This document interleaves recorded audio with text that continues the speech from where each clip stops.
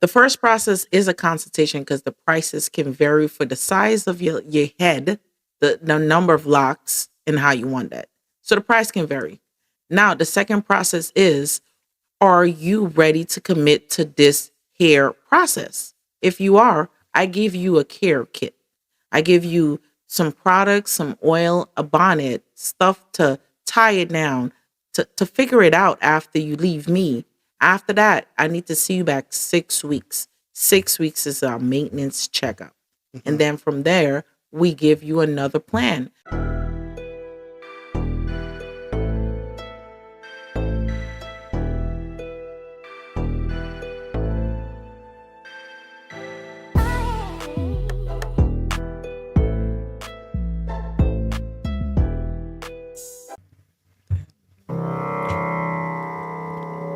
Ladies and gentlemen, this is your host, William Robinson, coming at you live today from the studios of TLC, Talk, Love, and Communication. I believe that all problems, circumstances, situations can be resolved through the proper channels of love and communication. Today we have a special guest, Miss Anna Smith-Webley. She's going to give us some wisdom, knowledge, and understanding. She's going to teach us about braids and makeup. We only got one life to live, ladies and gentlemen, and it's a whole lot easier with love and communication. Today we're going to give my guest a special welcome and thank her for coming to the show, ladies and gentlemen, Miss Anna Smith.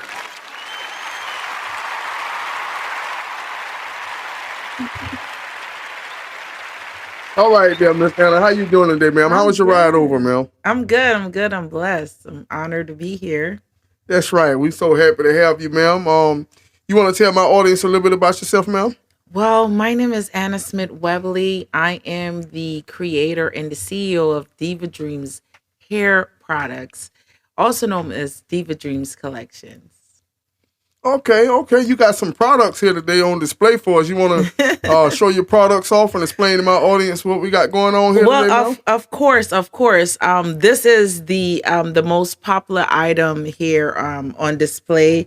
We have the stimulating shampoo and conditioner. It works perfect for locks and braids. And we have the growth serum. This is the number one product here in our company. And alongside, we have the Mousse hair polish, vitamin E oil, and also new addition. I said brand new addition to our collection, braid and lock gel. Wow. Yeah. Wow.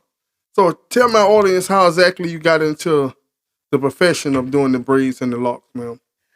I'm originally from Guyana. That's in South America. And it's kind of like cultural where we do our braids. We take pride in our hair and just the braiding process. That's also identified in Africa, but we have different cultures that, take on that role of braiding very well as well. So I came here and I went into cosmetology school. So cosmetology school is where my passion for hair and makeup started. Mm-hmm. And how old were you when you arrived here in the United States, ma'am? Around 14, 15 years of age, 14 or 15. Yeah. Mm-hmm. And you came straight to Florida, or did you migrate from somewhere else, ma'am? Well, I'm from Brooklyn, New York. Brooklyn, stand up, Okay, Brooklyn, New York. Baby. Okay, so I tell you what. So we know hip hop originated in New York. Yeah. One of the founding cities. In your lifetime, who is the greatest artist to ever come out of New York, ma'am? Oh, my God. I have to say Biggie Smalls because Biggie is just the legend. That's the icon. But I'm also a big fan of Jay-Z. I love the entrepreneurship of Jay-Z and Damon Dash and also Nas. But he's from Queens, but the New York, New York borough. New York, okay. I tell you what, ma'am, so when we talk about the braids, you say, you always did it as a kid. It's just something that came natural to you, correct, ma'am?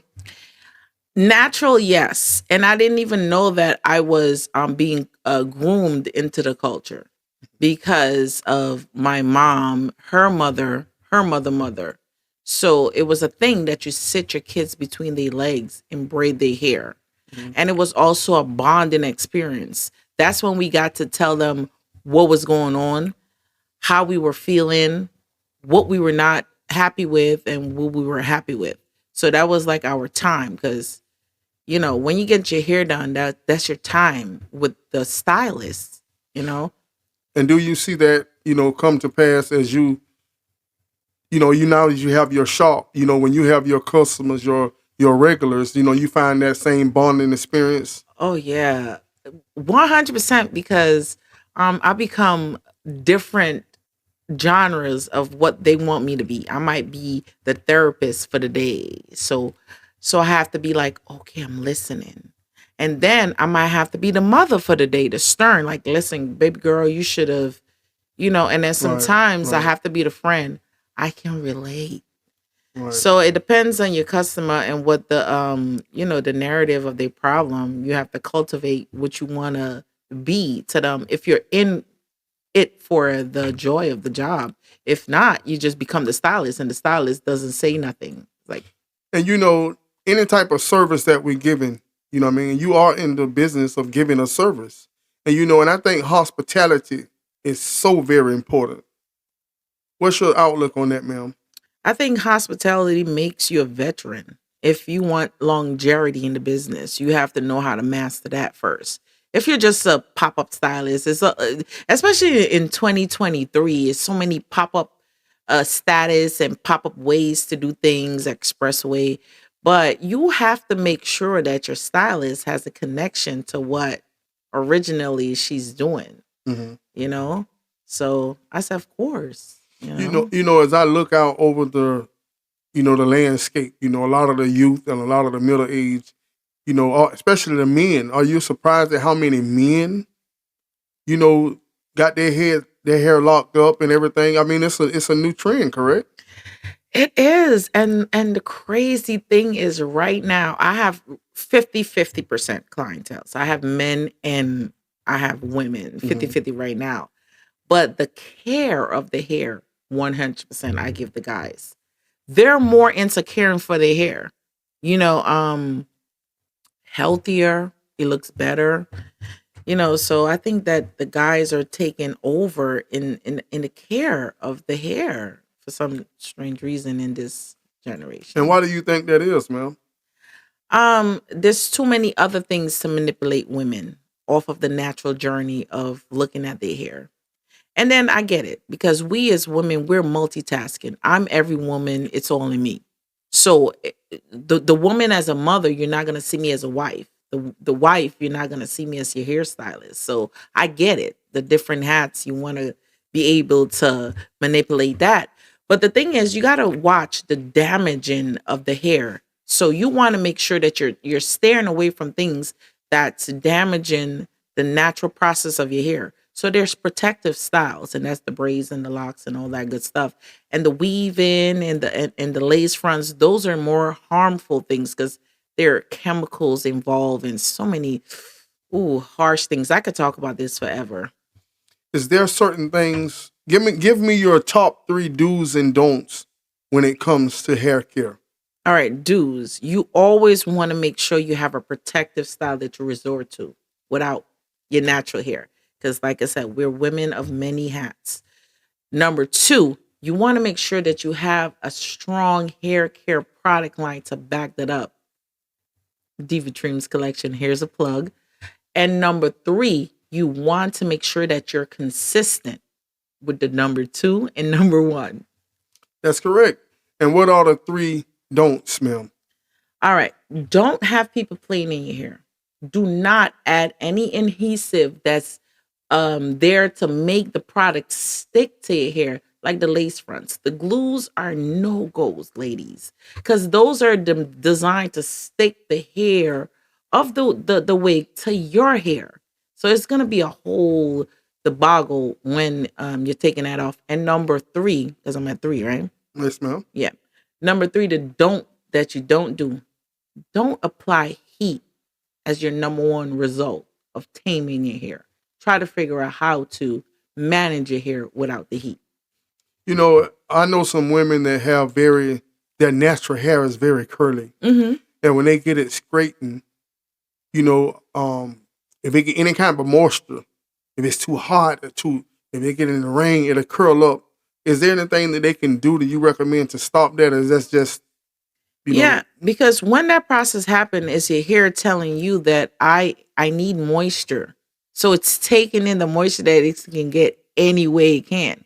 So the best thing you can do is the consistency of like I'm saying, train your hair with a product that it'll be good with the heat protection and off when you're using your natural hair. So you want to make sure you trust your product line.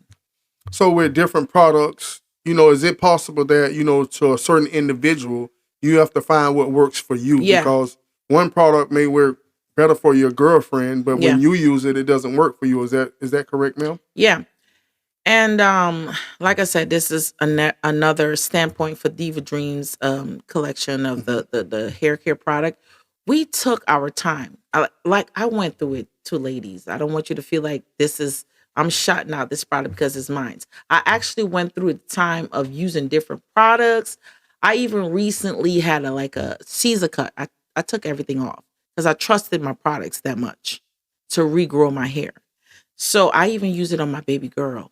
She's going to be 4 months. Mm-hmm. So this is something that I trust. And the ingredients, it's not contracting with the natural oils that women like to grab at the store. So my products work with natural oils. Do you think that your background of being in Ghana, and then, because sometimes in other countries, it's not as fortunate as we are in the United States to just run to get this and get that. So sometimes in other countries, they resort to natural resources. Yeah. Do you find that your background have an input in your product, ma'am? Yeah. Guyana is in South America. And it is a British colony. So we are domesticated as the Caribbean culture, but raised as a British colony. So the best of both worlds of Guyana is having the Caribbean and also having that America, the UK, I would say the UK structure. Yeah, it took a lot of research. It took a lot of being dedicated to why I started this. So yeah, overall. So when you was growing up, did you stand out? Like everyone in the family braided hair. Everyone, the sisters, the aunts, the nieces, the nephews. Were yours as a stylist? Did you stand out amongst the crowd, or were you, hey, they're not gonna come over here all the way and steal your business? But I mean, you can tell it like it is. Were you the cream of the crop? I will say this: if my family members are watching this, they know that I definitely was the mouthpiece. And in my culture, we say the mouth of prepare. And you also had a little nickname growing up that the family called you, correct? Yeah, Diva. I got that later. Like after I turned 18, I got that because I was so intrigued with the party promotion and just bringing people together, having fun. So me and my cousins, a few of them, shout out to them, we created this group called Strictly Roots, and we had our individual name, and it was like you're a no-brainer, Diva. Diva. Okay, so by them calling you Diva as a kid, because I believe that, we can shape and form and mold the thinking of a child. Yeah. They might have used it as a little tease, but, within yourself, how did it make you? Do you feel like a diva? Yeah, right now I feel like a grown woman. So I'm sitting more in my essence. So I would more call myself a queen. That's right. Yeah, I'm more dated now. So the diva was great, but I'm a queen. Speaking of queen, you want to show your shirt to my audience? Yes. Repping the Black Queen logo for all the people that have been on this Black Queen train. I started this clothing line about 3 years ago. So I have a few people that's on it that they order it. I have it located in the mall right now. Okay. So that's your brand. Black Queen is your brand. Yeah, it is. Wow. It is. It is. Wow. So I guess you are, I see it say Diva Dream Collection. So it's multiple things. When you have a collection, you have multiple choices to It's the choose umbrella. from. It's the umbrella. The umbrella. Yeah. That's right. So that means that you got the dreadlock and the twist. Yes. You have the makeup. Yes. And I'm just learning you have a clothing line also. Yeah. Wow. Yeah. Wow. See? I mean, Surprises on you, surprise Mr. on me. Robinson. Surprise on me. You know, you learn more every day. You know, that's the point of these interviews, you know. Yes. We live and we learn. You know, and when we go back to the braids, why braids? Why did you start with braids first?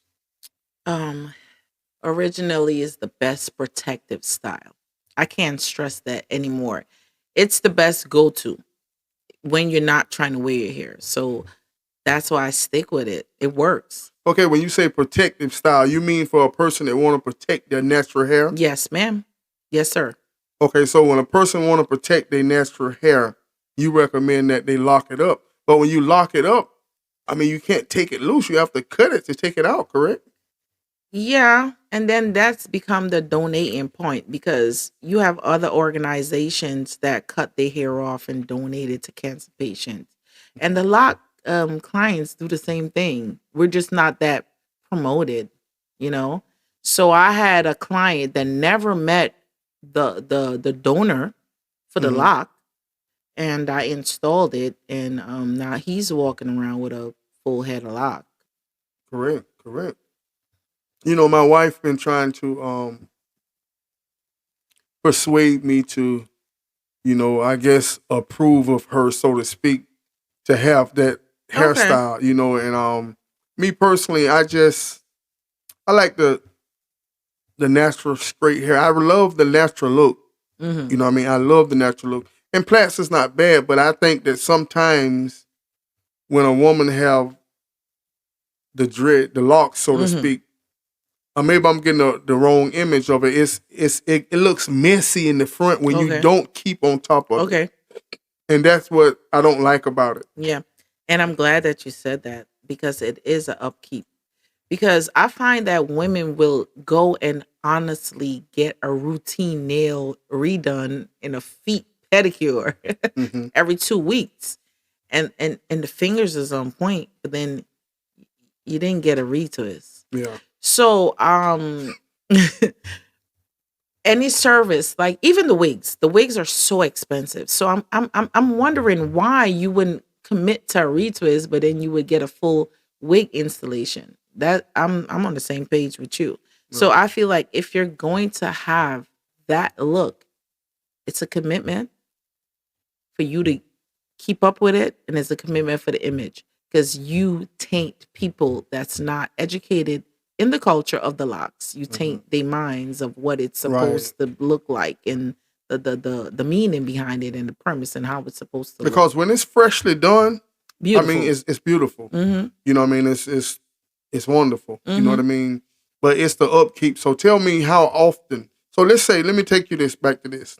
Mm-hmm. Let's say that a woman have her natural hair, no locks, and she comes and she wants to get it locked up. Mm-hmm. What's the process? What's the price? And how often should she come and get it retwisted, ma'am? Okay. The first process is a consultation because the prices can vary for the size of your head, the number of locks, and how you want that. So the price can vary. Now, the second process is, are you ready to commit to this hair process? If you are, I give you a care kit. I give you some products, some oil, a bonnet, stuff to tie it down, to figure it out after you leave me. After that, I need to see you back 6 weeks. 6 weeks is our maintenance checkup. And then from there, we give you another plan. So, like I said, it's really you being committed because I had this done over and over. I've been doing this for 20 years. I have clients that started their locks today, and I haven't seen them 3 months later. Whatever the lock did is gonna do. Now, where you need your stylist, I interject it from it turning out to what you don't want it to look like. Right, right. You see, so that's why it's important to have your journey with your locks. And now there's traditional locks of Bob Marley Rastafarians. So they're more of the traditional style. But if you're doing it for the style and not for the culture, you have to maintain your hair every 4 to 6 weeks. Right. And that's important, correct? Yeah, because it helps the health of your hair. And what happens if you don't do that, the lock itself dries out. Your scalp dries out. You start getting issues. The locks are thinning. You don't want to go through that route when you could really take care of it. So how important is it to stick with one loctician? Is it, because some people have different techniques, correct, ma'am? Yes, yes. And it's important as this. And I'm going to point out the simple fact, and then I'm going to go a little harsh. Mm-hmm. So let's hit them with the simple stuff. Yes, ma'am. I'm a left-handed stylist, and you have right-handed stylists. If you have a left-handed stylist doing your hair and a right-handed stylist, obviously it's two different retwists. Right. Now, as women, do we change our gynecologists every year? You want to stay trusted because this is the person you can go to if anything goes wrong or if anything goes right. Right. You want to build that relationship. And that's why it's important to form a relationship with that client as they sit in your chair. Yes. It's so important to, when you go to the doctor's office and the doctor can remember the last conversation you had 3 months ago. It's kind of like, wow, you remember that. You know what I mean? And that makes a person relax and feel more comfortable because you are giving a service, correct, ma'am? And, and with any type of salon, it takes a while. Sometimes they're an hour in your chair, 2 hours in your chair. Is that correct? I even had extensive 12-hour clients. So, yeah. What's the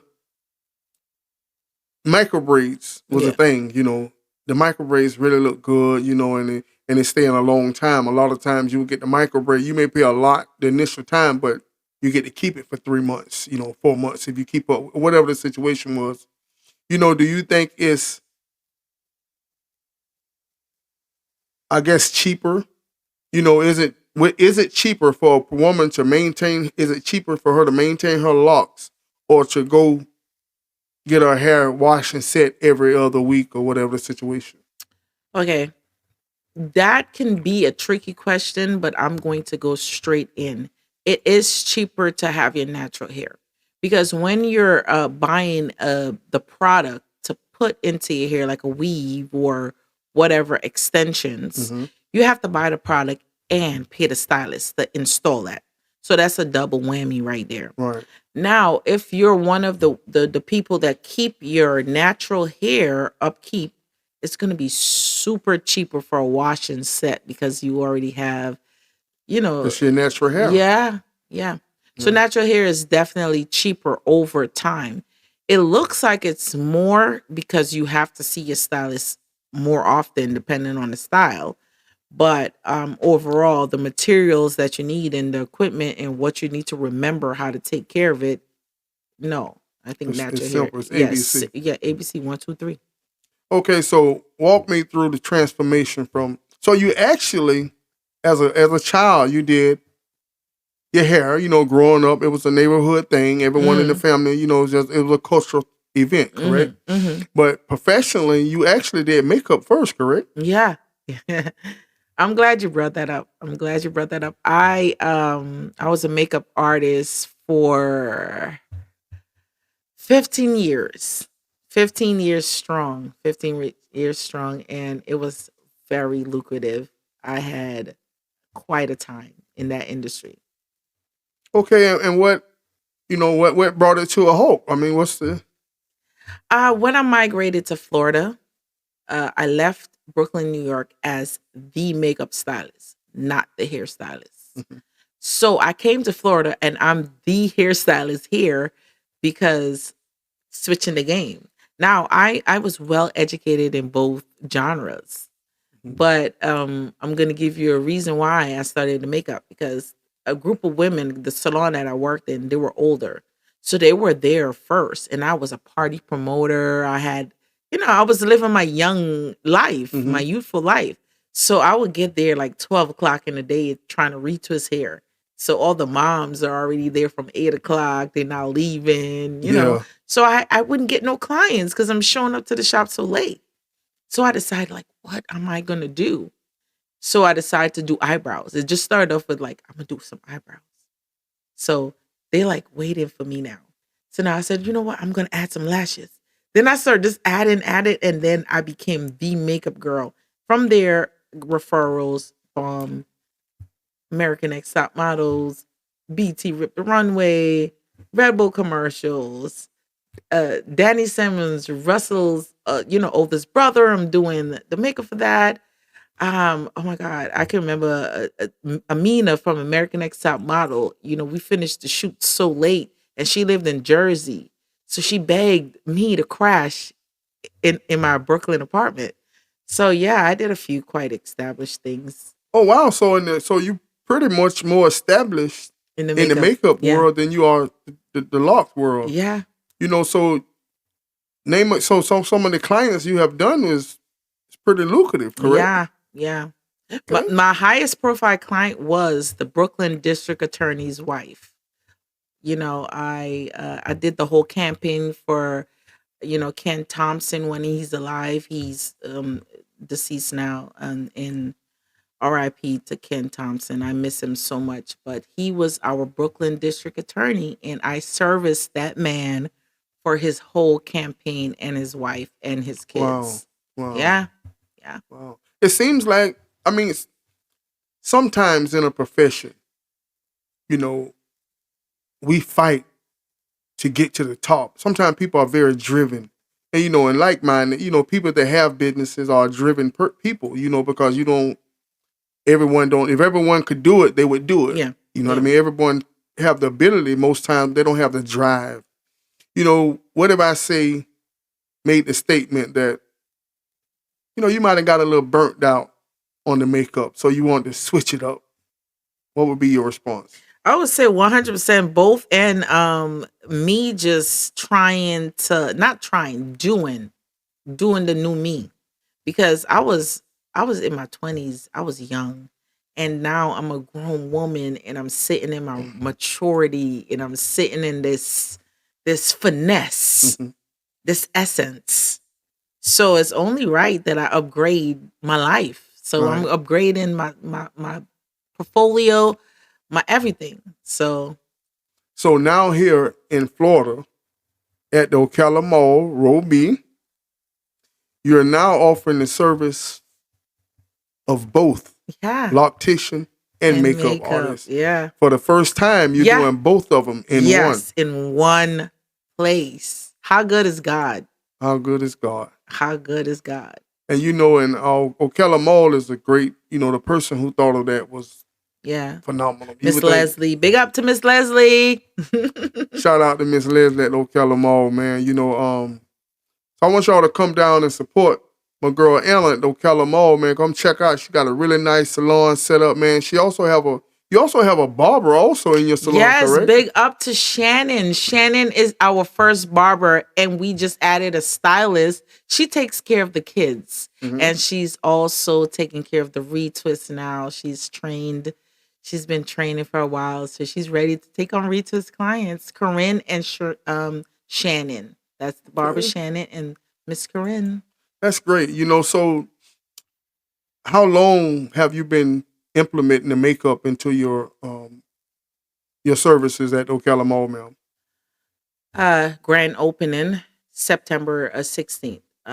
What happened was I really wanted this to just be here.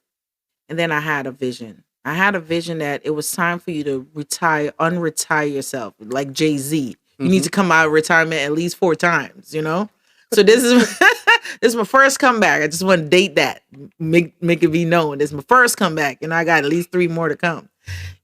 So I just was like, I had this dream. It was vivid, and it was like me and the old and the new was running together. Like they were almost like coming together. So I was just like, what does this mean? So I just incorporated that. I just figured that God wanted me to take the brush off and pick it up and just start again. So I tell you what. So you saying it's a strong possibility I could drop my wife off to the Ocala Mall, to your shop, and when she leave there, hair done, makeup done, feeling good, smelling good, looking good. That's a strong possibility, That huh? is a strong possibility. And just to give you one stamp on the makeup part, we just got booked and did it. Paid, check in the bank. We did the CF. CF just had a big production speaker wise, so we were booked. Me and my son, Logan Smith, he Hmm. was the production. He cleaned the brushes. He was just the backstage production. So to have my son part of the unretirement part of me, just waking up that liveliness of me, it was just wonderful. He was great help. And I just want to say, Logan Smith, I love you so much. Shout out to all the work that you did. And I just can't wait to see how awesome you become because he's an awesome kid. You know, it's nothing like that spark. Anything in life, the first time a man with a woman, it's a different kind of Yeah. spark. Yeah. And sparks seems to level out. Yeah. So right now, if you had a client, a super client, so to speak, and they say, well, I only have time to get one service from you, the makeup or the locks. Wow. I need your best. Whichever one you can do the best for me, what would you choose, ma'am? Oh my. I love hair, but I have to go in my comfort zone and it's makeup. It's makeup. Okay. It's a right away gratitude. And Right. it's so instant. It's almost like putting your money in the bank and you get to see that. It's like, oh, look Yeah. at that deposit. Right. It's almost instant like that. With hair, it's a little bit more mentally exhausting because I spend so many time with them. And this is not me like saying that I don't love it. Right. I spend so much time, then I get to hear this and then that. And, it's like exhausting when I'm done. But with makeup, it's just happy, happy, happy times. How does it feel from your point of view, from your perspective, when you see a woman sit in your chair and you turn her around? What is some of your greatest, experiences? Okay, so one of the highest profile client, like I said, was Amina from American Next Top Model.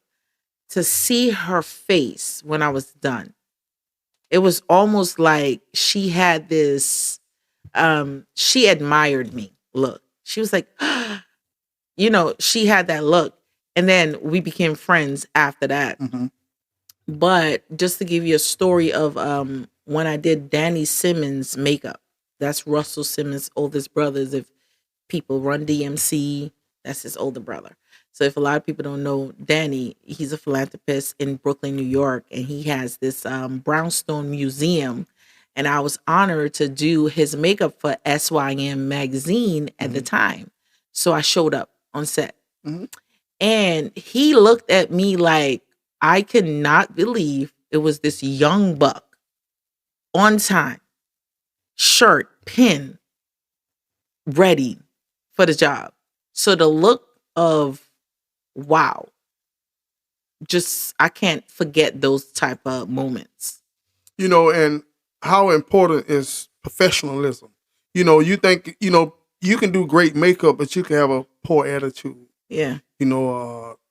A person can sense the sincerity and the care that you put within your service. You believe in that, ma'am? Yeah. Because a lot of women say they're hairstylists, and I listen, it's a hard job.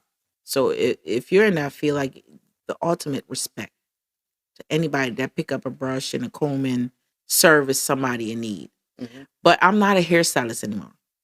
I'm a hair care artist. I take care of hair. Right. So it's a different level for me, and I'm not making it seem like it's a one is better than the other because you go to people for different things, but they might have the similar structure. You go to a plastic surgeon, but you might need your nose done and the other person need their lips done. Right. Right. So it's like that. You might need the look. Me, you come in here for the experience. Correct. And that's important. Like I said, experience the hustle. It's kind of like, you can go to McDonald's. Well, shoot, everything hot nowadays. Lord have mercy. But you can go and sit down. Let's say your husband take you to Burger King. Mm-hmm. Right now, Burger King got 2 Junior Whoppers for $5. Mm-hmm. Mm-hmm. Okay, or you can go to a Beef O'Brady's or somewhere like that, and you can sit down and eat a sandwich, but then you can go to Red Robin.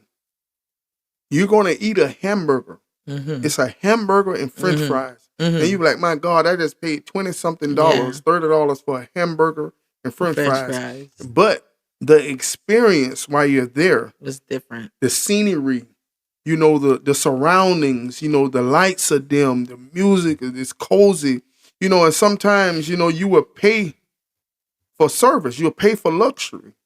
You'll pay for the things that makes you feel a certain way. And that's why it's important to, when they walk into your salon, they feel welcome. They feel that bond, that relationship. Yeah. And that's important, correct, ma'am? Yeah, of course. 100%. And, I've been doing this for so long, and the clients that I have, they're repetitive for me now. I'm actually in their budget, just like how they put their groceries and their light bill, they like the hair. And the reason why they do that, because I'm servicing their daughter, their son, their husband, and them. That's right. So I have whole families that's comfortable coming to me. And not only that, the level I take pride in a couple, especially if you're bringing your whole family. Now there's women that's not aware of what's going on. So I like to be aware of my clients, so I can respect every religion, every difference, every uniqueness. If you're into this, if you're into that. When you come, I'll modify my time to look just as much comfortable for you. And how important is it for you, Anna, to leave your problems at home when you walk into that door? Oh my goodness. It's so important that I tell people the reason why I'm so bad with answering the phone after hours or off the clock is because I'm having that moment. When I'm in front of you, when I'm on the clock, when you're expecting me, I'm going to show up. But the moment that I can have my personal time and be the mother, I'm going to take it. Right. And it's a very thin line with the mother and entrepreneurship. So I just, if anybody's watching this and is a client of mine and I ever send them to voicemail, I just want you to understand for the most sincerity of my heart that I'm having my mom time. And that's something that I want to ask, being a businesswoman or entrepreneur, how important is it to separate business and family? Because, you are obligated to your clients, rightfully so, like you say, they pay the bills. Yeah. But you also have a husband. Yeah. You also have children. Yeah. And where's the line? How important is it for both of you guys to be on the same page? Oh, wow. I think with a relationship is ongoing, knowing each other and meeting each other's need. Because your needs is going to change throughout the times. He might need me 50% or he might need me 80. And I have to be aware of my family and the situation. That's why when I'm off the clock, I literally lock in and I focus. Every individual child of mine, I know like the bottom, of my heart. I'm involved with what they do after school. I'm involved with what they do during school. Yes, ma'am. And when it comes to my husband, because I have such an amazing husband, we allow each other to grow. So we're having this growth. So he comes and he's telling me what he did, and I come and I tell him, "You did that? No, you didn't. No, you go ahead with that." So we it's like a safe competition. Right. And it's not with each other, it's against the world. And then we come back and we tell each other what we slayed, know? Right. So it's like that. And the number 2 thing for me when it comes to family, I just make sure that I have a tight schedule. Like Mondays are for this, Tuesdays are for this. So I'm corny when it comes to that. Right, right. So you want to look into that camera and give a shout out to the husband, to the great husband? Well, yes, of course. Robert Webley. Hey, baby, I love you. He's also entrepreneur. He does everything. He does sheds. He's the handyman, mechanic. He's just everything. Okay. My everything. Y'all some things, but my everything. That's right. Okay, ma'am. Who influenced you the most when it comes to your career? My father. You want to speak on that, ma'am? Yeah, my father. Oh my God, he was my best friend growing up in Guyana. My father, he worked so hard, and I remember him having a store and just having a mic, and he would make me get my voice. Then, like he would make me sing songs, powerful songs. I'm a hero. Just powerful songs. So from young, I just felt so powerful. Can you sing? I can host. I'm a great host. Shout out to my last hosting gig. Okay, so you host, so you do promotions. Yeah. Mm-hmm. Okay. Yeah, I used to do. That's what I did in Brooklyn, New York, alongside of the makeup industry. I hosted a lot of events for Mr. Cheeks. I worked with DJ Young Chow, Major Hype, Steely Bashman, OC Dread, Mike Mogul, a bunch of a few entertainment people. Great day, audience. It's a lot of things unfolding in this collection, Diva Dream Collection. And the more we talk, the more things unraveling, man. It's multiple facets over here. I'm humble. I mean? I'm very humble. I'm humble to be here. So it's just like a layer. You just got to unlayer me. Yeah. I don't have to bring everything. It wouldn't even be what's the word? It wouldn't even be finesse. Right. Right. You gotta just give it in there. Okay, your dad. Let's talk about your dad. Yeah. In your culture, what is the role of the father compared to the role of the father in the United States, ma'am? Okay, so my mom and my dad had an understanding. When I was growing up, I didn't know that. Mm-hmm. I just thought that he worked, and she stayed home and took care of us. But they had an understanding. Mm-hmm. And it was the most magical thing to see. When I was a kid, I was so annoying. Like I would, of course, drive them crazy. But if I had a chance to just collectively put them together right now and be like, listen, you guys were it. Great example. My dad, he had this way of, if he had a problem with my mom, I would know. My mom, she would show it more because, of course, women are, more emotional. More, of course. So I would know when my mom have a problem. When my dad, no. And then, even if he's mad at her, he had this expectation of us to respect her, vice versa. If she's mad at him, she had this expectation of us to respect him. And that's what I carry on with my kids right now. Sometimes nowadays, if the dad is upset with the mom, he may speak evil of the mom in front of the child and vice versa. Sometimes the mom get upset with the dad and speak bad of the father in front of the child. So that didn't go on in your household, correct? I didn't see that. And it's good and bad things with that. Because when I got into a conflict relationship, I didn't know how to deal with conflict because I didn't see the dealing with conflicts. Mm-hmm. So I don't want it to portray that as perfect. Right.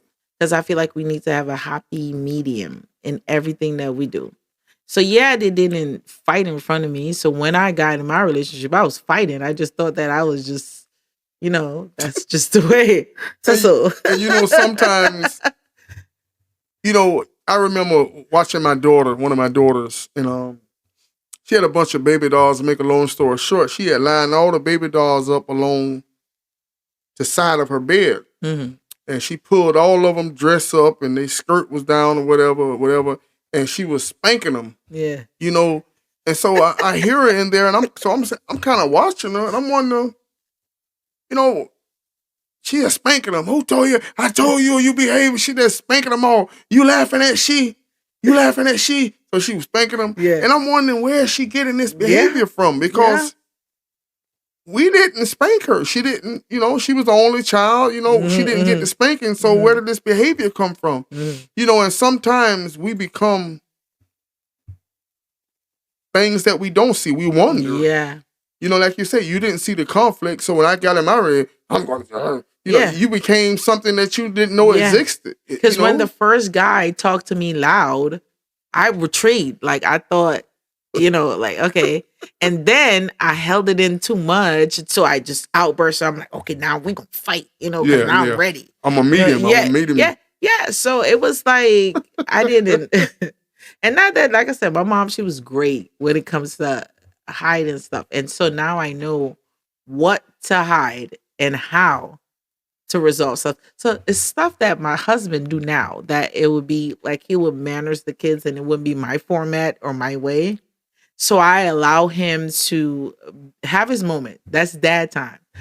But the great thing about being a mom, I like to be comfort. I like to go, okay, that wasn't that bad. You know what I mean? So, and then I walk them through. So this is why it really is good to have this medium, because both of my parents back in the days, they would whoop your butt, don't tell you what it was. You just figure it out. You have to figure it out. Figure it out, yeah. Yeah, and half of the time, I got a whooping 2 times because I didn't figure out the right thing at first. You were sharing with me in our conversation about the cultural difference, the educational system. Yeah. And also, I want you to speak on the educational system when it comes to the difference, and also the respect upon your father's name. Can you mention those and speak on those things to my audience, ma'am? Yeah. Man. Guyana, you have to have respect for elders, period. Because you, in your back of your mind, you don't know who knows who. Mm-hmm. So you have to walk around with your head down. Yes, ma'am. Yes, sir. And that good stuff. Speak when you're spoken to, so yeah, we had that respect. My mom had the respect where she cooks and she would take his food out first. And it was just like a routine. So of course, with a child seeing that, you get used to seeing stuff like that. Mm-hmm. When I came to America, I was so lost because I went to South Shore High School, the worst high school in Brooklyn, New York. Metal detectors to go in, metal detectors. Yeah. So they looked at my mom and they were like, they did this, interlude, like to see where I was at in intellect. Mm-hmm. And then they told my mom the most devastating thing they told her. I heard it, but I was outside. But it was devastating for her because she took pride in my education. She was like really, and my dad, of course, paid for everything. So when they told her, your daughter is on college level, but unless you have private college money, we will be dumbing her down. His correct words wasn't dumbing her down, but you might as well said that. Yeah. You might as well said that. Basically, we don't offer, I don't have nothing to offer her. Yeah. So, of course, I fought. I fought. I did all the things that it would take for my dad to call and say, come back home. Right. And the idle mind. It's like being a mother. If you're sitting in the living room and the kids in the room, as long as you hear somebody crying and somebody talking and somebody knocking something down, everything is okay. Mm-hmm. But the moment it's silence. It's silent, you jump up. Mm-hmm. And that's the same thing with a child and being, you challenge a child, they'll get it. Mm-hmm. As long as you're being challenged, you'll get it. You'll continue to grow. But all of a sudden, the work's so easy. So now all of a sudden, I'm fighting. You go to looking around and wondering, and I wonder what happened. I was this close to being a blood. This close. Because I didn't even understand what that was. Take us through that experience. What happened? Oh, man. Okay, so I came to the school. I'm used to uniforms. Mm-hmm. So a bunch of us came together as a family because it's a thing when you get your visa, a bunch of you come together, right? Mm-hmm. So all of us came and the family in America couldn't even accommodate us. So they start taking old clothes and giving you to make it your new clothes. So I found an outfit I loved. So I wore it 2 times. I wore it one day and I wore it back the next day. Yeah. But we take off our clothes, like our school clothes, when we come home. So school clothes, house clothes, play clothes, all that Everything have a different. thing, Yeah. you know? So my clothes was going to be clean. So I wore it the next day and then a girl ragged on me. I had to take it old school. No, you I had to. WWF? Yeah, I had to give her a 2-piece chicken box, okay? The left and the right wing, okay? Anyway, beans and rice. Okay. The left and the right wing. She had some dark meat. Boom. I tell you what, so how did that play into the blood and the gang member thing? Oh man. So a girl saw me fight the girl. Mm-hmm. Now she's a Ruby. So I didn't know in the blood world the big girlfriends of the big blood guys are rubies. Okay. So she saw me fought. So she was like, okay, this girl can handle herself. Yeah. So she approached me and was like, yeah, you ain't never got to fight alone. So of course I don't want to fight alone. So I was like, yeah, I don't want to fight alone, because I'm thinking, I need, I don't know nobody. I'm here. I'm fresh. Plus I get to have friends. So she said, this is exactly what she said. You ain't never got to fight alone. I was like, yeah. So you're saying, she said, come sit here. So I said, all right. So I'm sitting there and I'm feeling like safe now. I'm feeling this safe feeling. Mm-hmm. But then she's like, meet me here after school. So after school, get there. It's a bunch of girls we beating up. We beating up a bunch of girls. Yeah. So I was like, okay, so I guess she needs to, like re-see what I did, So I had to beat these girls up. But all of y'all was beating them up, or they just sent you to do it? They sent me to do 2 girls, but the girls couldn't hit us back because there was a bunch of us. So if she hit me back, it would have been like, everybody. Yeah. So, but I guess they were coming into the group. So I missed the whole beat you up part because they saw my initial, I had my gang tape and, Yeah. Plus they looking at, see, a lot of time, I spent a lot of time in prison. Mm-hmm. And, I've always been a man's man. I'm going to give respect, but I'm going to demand my respect. Yeah. You know what I'm saying? And a German Shepherd, Chihuahua, they don't go jumping on pit bulls. They not, that Chihuahua ain't gonna run out that fence and jump on that pit bull. That's what that is, and I always had that in me. Not saying that, I can't beat the world. Yeah. You understand what I'm saying? But you sure better have yourself together. Yeah. You understand what I'm saying? I'm not a little guy, what I'm saying? I'm a little broke down now in my old age, but I always have been a little athletic to be a big guy, and you handle yourself. And to me, I don't see some killers, that's about their issues, but a lot of them, see, they saw you and they say, well, hey, I'd rather have her on my team than the other team because I don't want to be exposed. So I'm going to bring her over here with us. Yeah. And you can handle it yourself. See, the worst thing could happen to the Ruby is for you to beat her up, head up. So now she just lost everything. She don't, and a lot of them is not, my opinion, I could kind of see through it. I was always able to see that you really ain't what you I didn't see say none you of that. are. I didn't know none of that. Right. I was like so wet behind the ears. The Similac was just still when it came to just the culture part. So what happened to you say I almost became. Okay. So what happened? Baseball, volleyball, softball saved my life. So I had a friend, Vanessa. She was into sports, and Vanessa and Nicole, and they were into sports. And I clicked with them because I thought I was in a little Destiny Child group, because I wanted to sing. And Vanessa, she could blow. Oh my God, that girl got pipes for days. So she would invite us to church. So I thought I had me a nice little girl group. Right.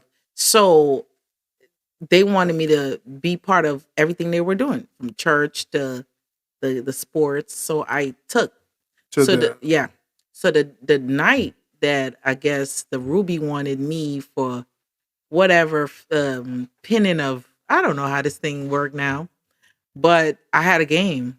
I had a game and it was an away game. And when we done, we went for pizza. And so I couldn't make it back in time. So for some strange reason, they didn't beat me up. They didn't beat me up. It Let just it be. worked out. They just let It it. just worked out. And see, one thing about that Ruby, she never forgot that first encounter she saw. And I think, and now that you're putting that in my head, Yeah, because I wonder why I didn't get beat up out of it. right. You didn't get beat up into it. And Neither out did you of get beat it. up out of it because Yeah. of.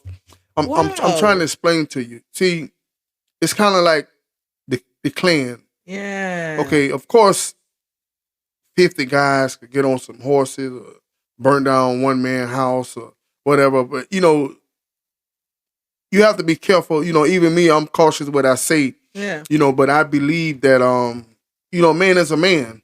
You handle your issue as your issue. You know what I'm saying? If one man, I mean, I taught my brothers. I'm the oldest of 4 kids, Yeah. and I teach my brothers. You a man, boy. You whoop him by yourself. You don't double team nobody. Yeah. You whoop him. Yeah. Now, if you can't whoop him, maybe your brother whoop him. Yeah. You understand what I'm saying? But you fight him as a man. Yeah. If he violates you, you get on his behind. You definitely, if he, what I mean? So, and so forth, and that's just me and my upbringing. Yeah. What I believe in, you know what I mean? But some people, hey, to each his own, you know what I mean? Because I always thought that I didn't get beat up out of it because I just was like stuck in the volleyball. So I would just spend my after school. Yeah. I would run because I'm thinking that one of these days you're gonna get caught up. So I would run to the gym and just stay and So I thought it was that me hiding, but it made better sense that. And the worst thing they want, if you know how to fight and you scared. What? Listen, I touched. She was touched by an angel that day. Mm-hmm. So let's go back to in your country as far as the educational system. Tell us how you say they kind of they categorize you by your intellect, correct? Yeah. It's no zone in school. Mhm. We don't have zone in school. We have what it's called CXC. So it's a big regional test that it's presented at the end of your grade level because we have primary and secondary school. So in a primary era, the end of the primary era, you have to take it to see what secondary school you'll be eligible for. And that's like getting into college at Mhm. 13, 14. So when I took my CXC, I was graded St. John's College, and that's the third highest school in my country. Right. Yeah. Okay, ma'am, I tell you what, so when you think about your lifetime, has there ever been a time in your life where you just felt alone and lonely? Oh man, I'm glad you brought this up because I don't even think how else I would incorporate this. I lost a daughter a year ago. Her name is Aaliyah Grace, and she was the light. The Mhm. light. I thought that that year I was going through so many mental issues. I was having a hard time mentally. And I felt like she was gonna be my savior through all Right. that. Right. But then at the end of my pregnancy, Aaliyah met her demise. So that was very hard. That was my lowest time. And I didn't know what God had in store for me. So when you can see what God have in store for you, it's so hard to get overwhelmed in what's going on.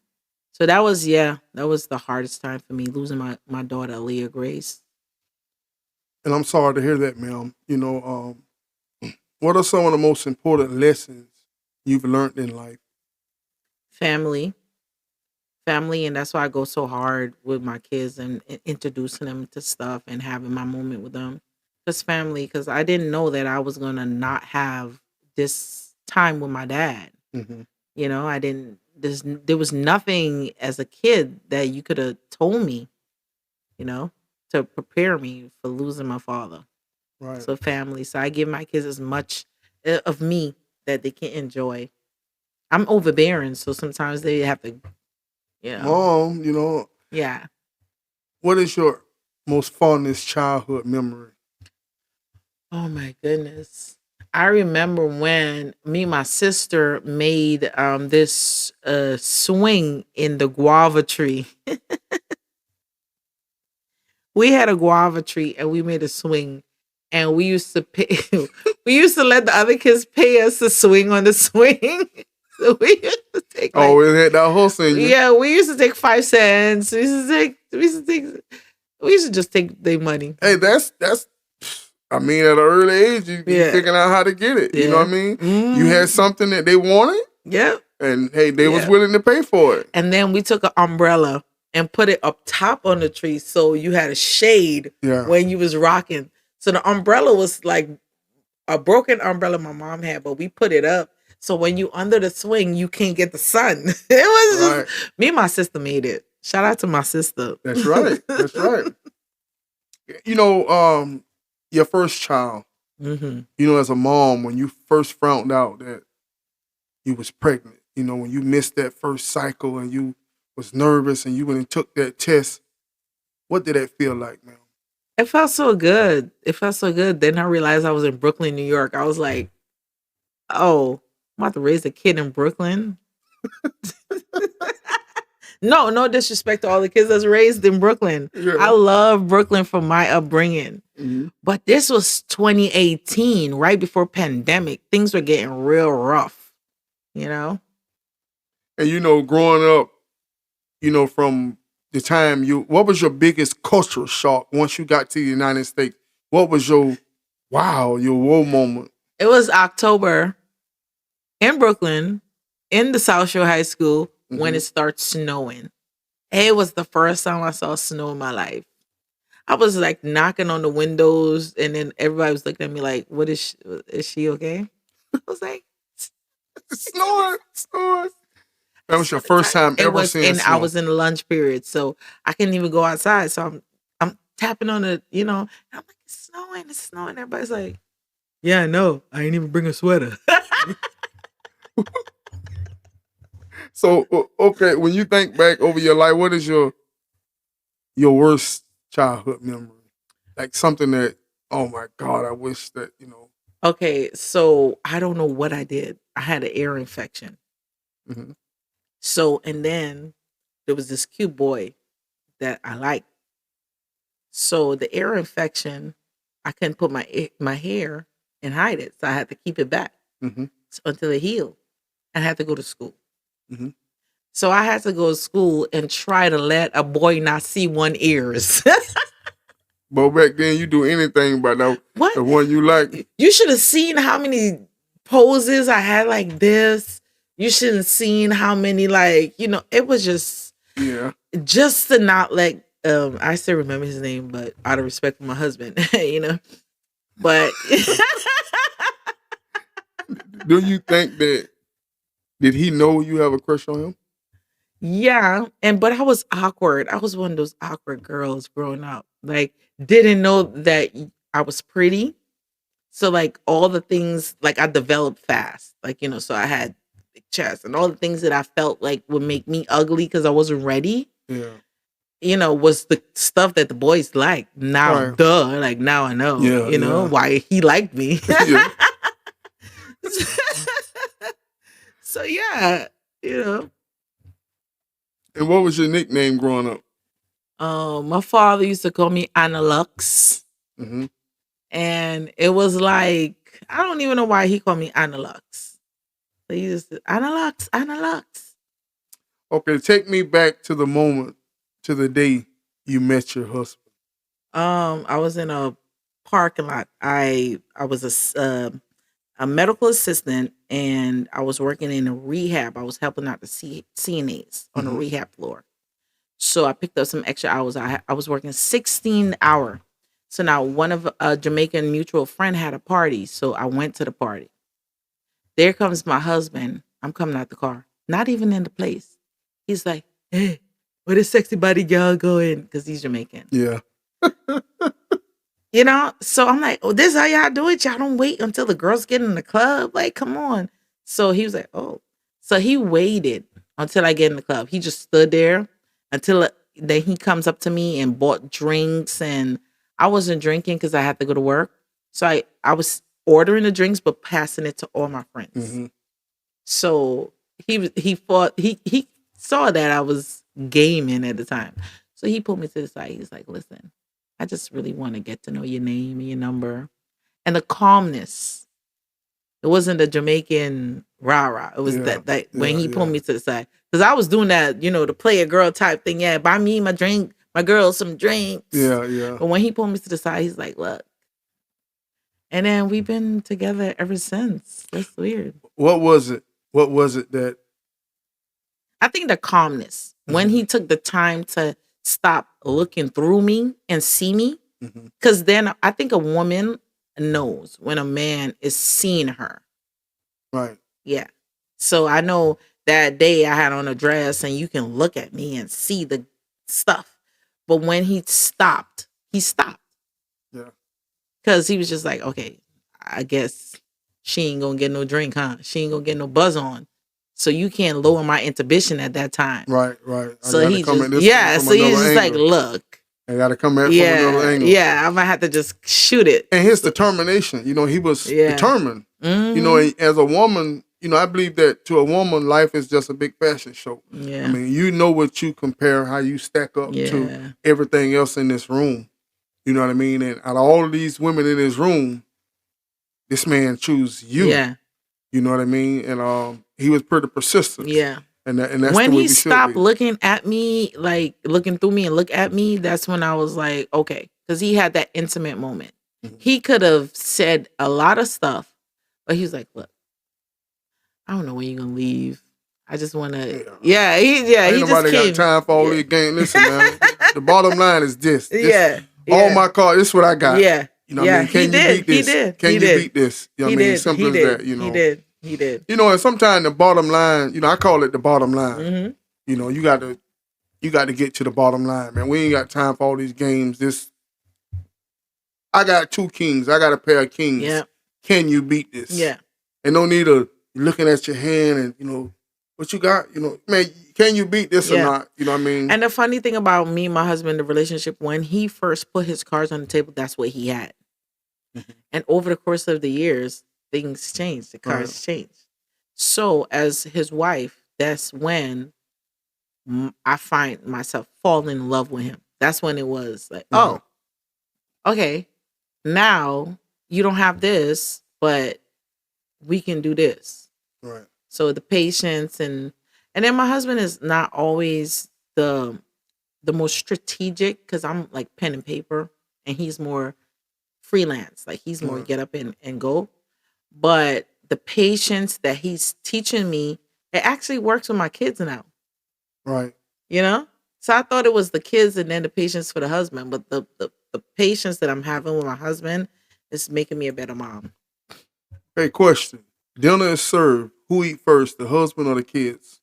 Of course, the husband when he's home, because my husband used to work late. When he's home, of course. But of course, when he's not, the kids. No brainer. Okay, ma'am. This is the part of the episode we gotta play a game called Fill in the Blank. Okay. I'm asking you some random questions. You ask them quickly, precisely, honestly, ma'am. Okay. Okay, you ready? I'm game. Let's go. I've always wanted to go to Dubai. I love when someone give me a sweet treat. If I had to do it all over again, I would. Be a makeup artist and a hairstylist at the same time. My favorite holiday is Christmas. It aggravates me when people smack their mouth when they chewing and have food inside. Like, finish it. The conversation is not that serious. It really isn't. We can talk after you finish that. If I was God, the first thing I would do is I would forgive my sins, my personal sins first, and then everybody else after. The best quality someone can have is honesty. My childhood crush was my husband. Mm-hmm. Exactly. I was thinking about him the whole time I was a child. I was like, "Ooh, can't wait for this man." I love you, babe. My favorite movie is back in the days, Anesthesia, and I'm sorry, Power Ranger, because I watched it with my kids. Power Rangers. Yeah, the kids. Like I love that with the kids. Okay. Yeah, they little Power Rangers. If I could go back to any age, it would be 7. when I first meet someone. The first thing I notice is Teeth. if I was God. The first question. I'm sorry. If you could ask God any question, what would it be? Why is childbirth so hard? Well, he give you the answer to that in Genesis, in the book of Genesis. We got our ancestors, Adam and Eve, to thank for that one. I know. I want him to break it down like the scientists do. If you could have lunch with anyone in the world, who would it be?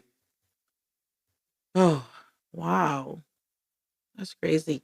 I think I would choose either Malcolm X or Martin Luther King, but for now, Barack Obama. Barack Obama.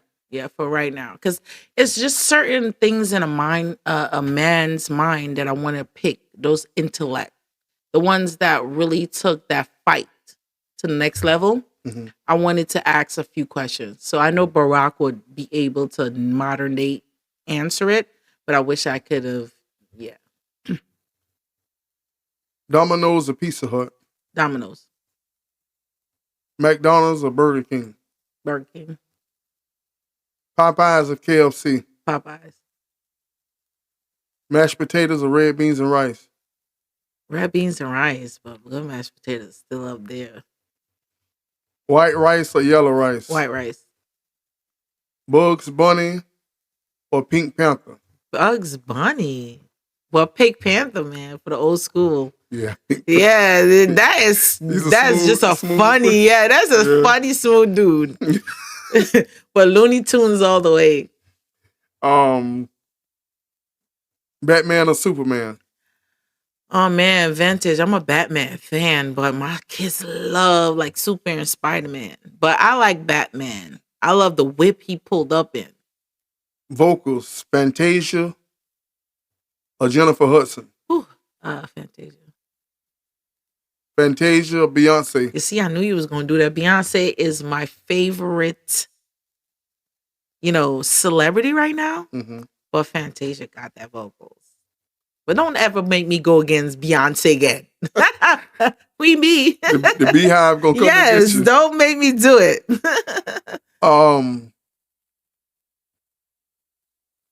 Denzel Washington or Samuel L. Jackson? Denzel. Pretty slick fellow. 5 Heartbeats or Dream Girl? 5 Heartbeats. Set It Off or New Jack City? Set It Off. Menace to Society or Boys in the Hood? Menace to Society. Smokey or Day Day? Smokey. Smokey. David Chappelle or Richard Pryor? David Chappelle. I don't even know who you was gonna say, but Chappelle show. Chappelle. Steve Harvey or Cedric the Entertainer? Steve. Bernie Mac or Steve Harvey? Bernie Mac. Bernie Mac and David Chappelle? Bernie Mac. Okay, ma'am. This is the part of the episode, the last segment. It's called AMA. Okay. Where you, Anna Smith-Webley, get to ask me, William Robinson, anything. I had a really good question the last time we had our interview. But what make you so passionate about what you're doing right now? For most of my audience know, but like I said before, I did 18 years in prison, and I had spinal surgery, so I couldn't walk. I had to learn to walk, and while I was in rehab, my last 3-4 months to come home, every time I fell asleep, I fast, I prayed, I meditated. The word podcast kept coming to me. Wow. Never heard the word in my life, didn't know the meaning, didn't know the definition. So to make a long story short, it's my obedience to God. Okay. It was given to me. I was chosen to do this, and I'm being obedient. Receive. Yes, ma'am. Receive. Any more questions? I just want to say on behalf of what you're doing, it's not really a question. It's just like a homage, a honor to be here, and for you to be so transparent and obedient. I find that good things are coming your way. Yes, ma'am. Thank you. I got a question for you, ma'am. From the first time you encountered me, what was your perception of me? I saw you through a friend's Facebook, Mm-hmm. and it was just new to Ocala. I That was the first thing. I haven't seen anybody that was out there just visiting and popping up and being in people's faces. Mm-hmm. So I felt like it was a strong need for that. And then the second when I finally listened to what you were talking about, I was like, okay, the substance is really strong behind his messages. Then number three, you did an interview with one of my closest friends. I was like, game on, game on. Yeah. And from that first encounter into this moment, how has it changed, ma'am? I find that it's everything that I expected, because when I watched your stuff, I was like, he's going to dive in, he's going to ask these questions and stuff. So it's everything I expected, but the personality, I wasn't too sure I was going to get. Yeah. So just to see that you're down to earth and you're full of life, even though you lost so much time of your life, you're full of life. So, yes, ma'am. I tell you what, ma'am. So this is the final segment. This is the final thoughts by Anna Webley Smith. You're going to look into this camera over my shoulder. You're going to give my audience all your contact information. You're going to give your last words to my audience. Anything that you could do to encourage any stylists that's upcoming stylists that want to partake in your field, any life lessons that you want to share with the world, ma'am. All right. My name is Anna Smith-Webley. I am the CEO and owner of Diva Dreams Collection. We're recently located in the Ocala Mall. That is 3711 East Silver Spring Boulevard. You can come and see me in row A or B. I have two, entrance. But I'm also working on a workshop for young kids. So if you support the brand, we are putting 10% proceed to formulate a workshop for girls right now of ages 12 to 17. And we teach them how to do braid. We teach them the finances part of having a business. And we also teach them the sanitary part of conducting stylist services. Okay, we want to thank Miss Webley for a special round of applause, ladies and gentlemen. And you can find more on www.d2chaircare.com. Thank you very much, Miss Webley. And right now, ladies and gentlemen, once again, this is your host, William Robinson, coming at you live from the studios of TLC, Talk, Love, and Communication. We want to thank my special guest, Miss Anna Smith-Webley and Diva Dreams Collection. We want to give a special shout out. Y'all come down to the Ocala Mall and check her out, ladies and gentlemen. Y'all know we only got one life to live, and it's a whole lot easier with love and communication. And if no one has told you they love you today, William Robinson loves you.